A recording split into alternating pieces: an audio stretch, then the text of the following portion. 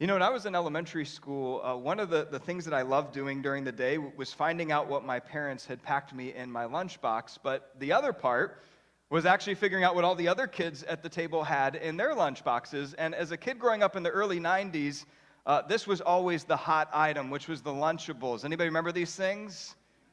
Yeah, you know, they still have them today, but they're nowhere near as popular as they used to be. And back then, man, the kids, they would open up their lunch boxes and they'd pull out these Lunchables. And I remember thinking, man, I want a Lunchables. I want what they have.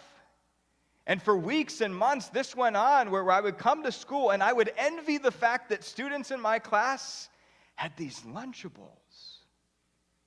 Now, my mom, she was a dental hygienist, and so she knew that this stuff was filled with sodium and sugar and all sorts of not good stuff for you. And so my parents, they would not get my brother and I Lunchables. Like, they would not do it. But you know what? My brother and I, we were also incredibly persistent. For example, my parents would pick us up from school, and they'd be like, how was your day? And we'd be like, it was okay. They'd be like, what do you mean? What do you mean it was okay? What's wrong? Well, it would have been a whole lot better if we had had some Lunchables, right?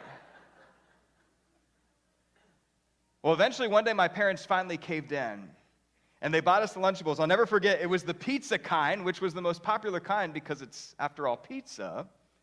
And I remember opening it up and putting out the pitas and putting on the sauce and then sprinkling on the cheese and then putting those pepperonis on top. And I went to eat it, and all I remember is that I don't remember it tasting as good as I thought it was going to taste. And you know what I realized today is that my desire for a Lunchables wasn't because it was really good food. It was because other kids had it and I did not. You see, to want something is not inherently a bad thing, is it? For example, if you want a better job or a better car or a better friend, those in and of themselves aren't necessarily bad. I mean, think about it for a moment. If Cain said, you know what, next time I want to give God a better offering than I gave him this time, that would have been fine. But you see, it was that moment where he looked over his shoulder and he saw that Abel had a better offering than he did. And all of a sudden, he began to allow envy to creep into his heart. And you know what? The same is true for you and I today. When we look over our shoulder and compare our lives to those around us, we invite envy to creep into our hearts. For example, we scroll through social media and we think, wow, I wish I had the kind of life that she has. Or we glance over at the gym and think, man, I wish I had the kind of body that he has. Or we get together with friends and we think, man, I wish I had the kind of spouse that she has. Or we go out to dinner, we see this car, oh man, I wish I had the kind of car that he has. Or we hear a politician speak or an actress on TV and we think, man, I wish I had the kind of influence that she has. In other words, we compare over and over and over again until it's no longer just a wish or an observation. Instead, we envy what they have. And you know what happens? The moment we start to do that, well, now our lives are not so great anymore because the lives of those around us are so much greater. In fact, the fastest way to kill something special in your life is simply to compare it to something else.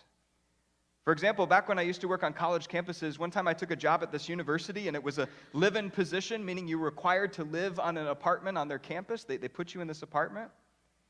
And Elaine and I, we were, been married about 2 or 3 years at that point. We were super excited. We went into this apartment, and it was beautiful.